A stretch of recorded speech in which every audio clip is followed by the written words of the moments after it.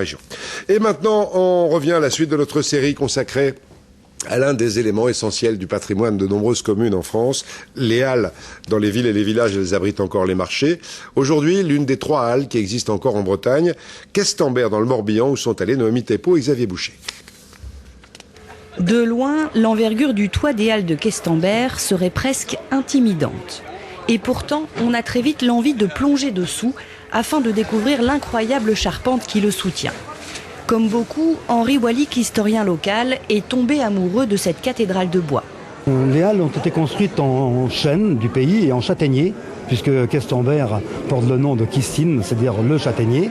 Et c'est construit sous forme d'une cathédrale, à savoir qu'il y a un chevet central et puis alors les bas-côtés. Le problème, ça a quand même été de maintenir la cohésion de l'ensemble. L'ensemble de 55 mètres de long, construit au XVIe siècle, n'a pas bougé.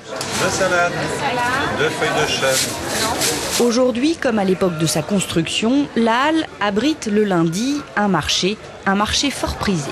Je viens le lundi, même si c'est pas pour acheter, c'est un bonheur de faire son marché sur les halles. On prend un petit vol d'air, on a un peu l'impression d'être dans l'ancien temps, c'est très agréable. C'est une immersion dans cette époque, quoi.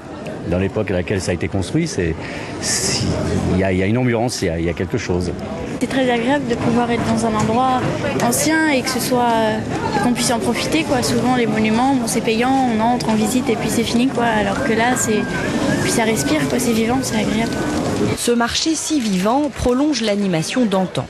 De ces halles construites un peu partout en Bretagne pour abriter les foires, il ne reste aujourd'hui que 3 exemplaires dans la région, symbole de son âge d'or économique. Les halles ont été construites en Bretagne à une période de développement économique exceptionnelle. Et là, on vendait énormément de choses, des toiles, draps, si vous voulez, lin et chanvre, beaucoup de céréales aussi. Et c'était vendu, bien sûr, à des négociants qui les exportaient un petit peu partout.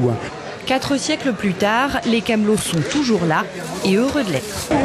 Moi, ça fait 10 ans que je viens là et ma mère, ça fait bientôt 40 ans qu'elle était là avant moi. En fait, Questembert n'attire pas mais retient, quoi. C'est ça la définition. Il faut venir y vivre.